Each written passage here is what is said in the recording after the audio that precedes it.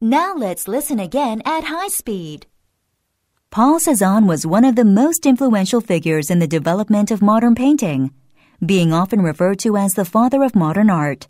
Ironically, his work was largely unrecognized during his lifetime, but Cezanne had a great influence on painters that followed him. In his early years, Cezanne often chose themes that were dramatic and violent. As a result, his pictures were dark and heavy. Later, in response to the works of other artists, Cezanne began using lighter, brighter colors. He began painting outdoors rather than confining himself to the studio.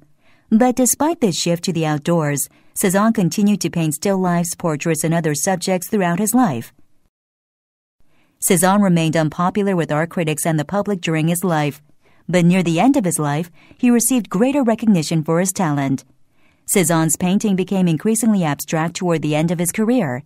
He rejected many traditional painting techniques.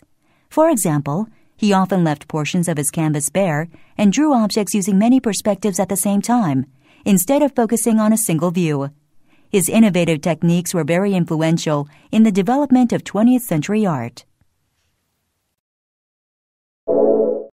Now let's listen again at high speed. It's now common knowledge that music can have a powerful effect on people's minds and emotions. In the early 20th century, music's therapeutic power began to be recognized and used.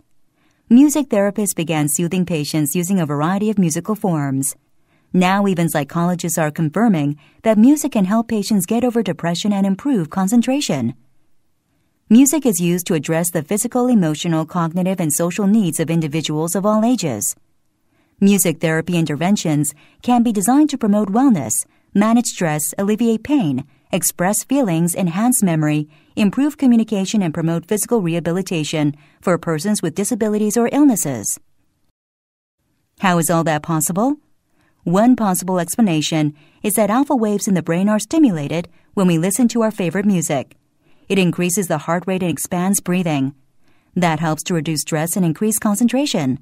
In other research, researchers found that some students showed a large increase in endorphins, a natural pain reliever, when they examined the blood of the students after they listened to a variety of classical music selections.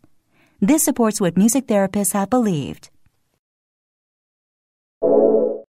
Now let's listen again at high speed. Joanne Rowling is an English fiction writer who writes under the pen name J.K. Rowling.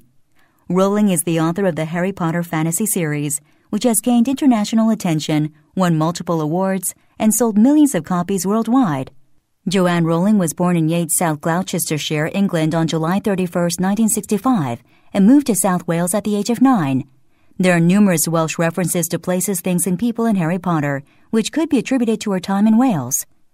She moved to London to work as a researcher and bilingual secretary for Amnesty International, and during that time she had the idea for a story of a young boy attending a school of wizardry and began to write it. Unemployed and living on state benefits, in 1995, she completed her first manuscript for Harry Potter Philosopher's Stone. The book was handed to 12 publishers, all of which rejected it. A year later, she was finally given the green light by editor Barry from a small company. The decision to take Rowling on was apparently largely due to Alice Newton, the 8-year-old daughter of the company's chairman, who was given the first chapter to review by her father and immediately demanded the next. After that, she got numerous awards.